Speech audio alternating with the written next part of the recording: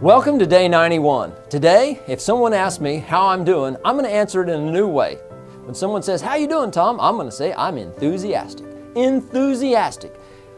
Go to an OU football game.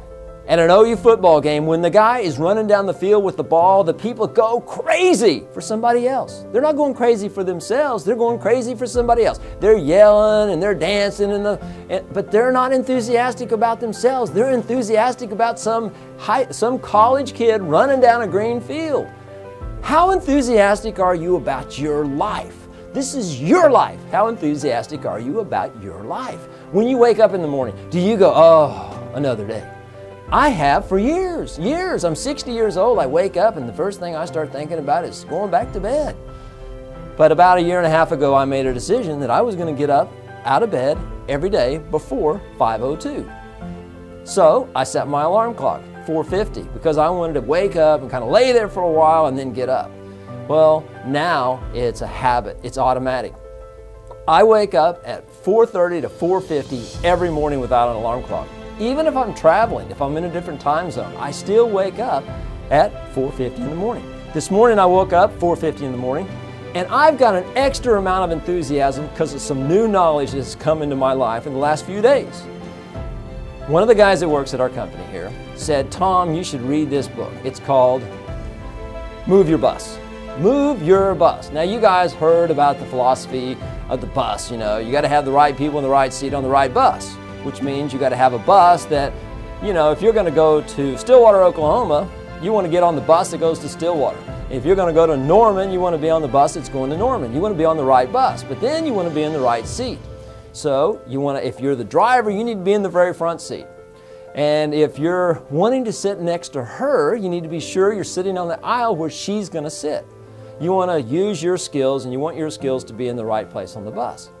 So this guy's written a book called Move Your Bus, and I'm thinking it's probably like, you know, being on the right seat in the bus. It's not.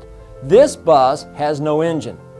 This bus has got holes in the floorboard, and there are people that are on this bus. Now the name of the book, to make sure you get it, is Energy Bus, and it's by a guy named Ron Clark. Now Ron Clark was a school teacher, and I didn't do really good in school. Matter of fact, C's, D's, and F's. But now I have a little bit more understanding why I did so lousy in school.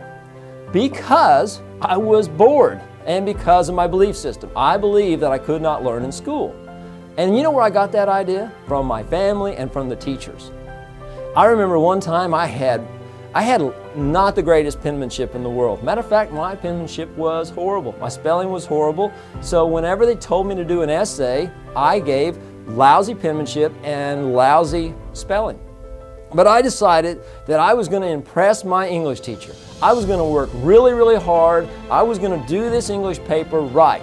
I was going to write it so clearly she could see it. I would look up the words. I would ask how to spell the words. I got the spelling right. I got the punctuation right. And I got the penmanship right. I was so proud. And I walked into school that morning and I gave her my paper. And she looked at it for a few seconds, and then she took it in front of me and wadded it up and threw it in the trash. I said, "What are you doing?" She said, "You did not do that. You had someone else do your English paper for you." I said, "No, ma'am, I did that." She said, "You did not. Sit down in your chair. And next time you do your paper, you're getting a 0 on this." It crushed my spirits. When we moved from one school to another school, when kindergarten, first and second grade, we were in a more public school. And my parents told me, "Now when we go to this other school, it's going to be really, really hard, and you're not going to make it unless you study really, really hard. Matter of fact, good luck. I don't think you'll make it."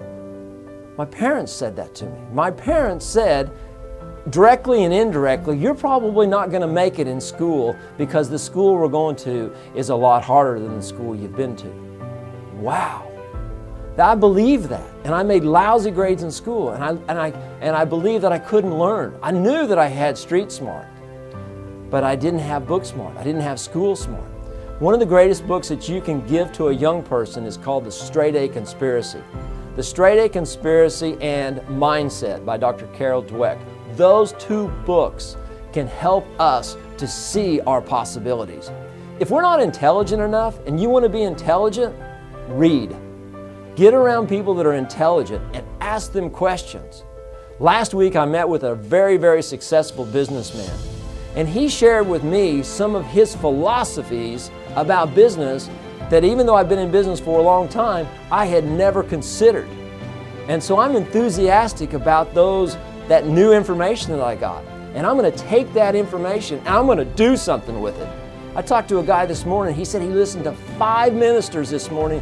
He got to work at 4:30 this morning. He got to the building at 4:30 this morning. And I asked him, okay, so you listened to 5 ministers. I said, what are you going to do because of what you listened to? And it was all generalities. He didn't have focus. We got to have focus on what we want to accomplish.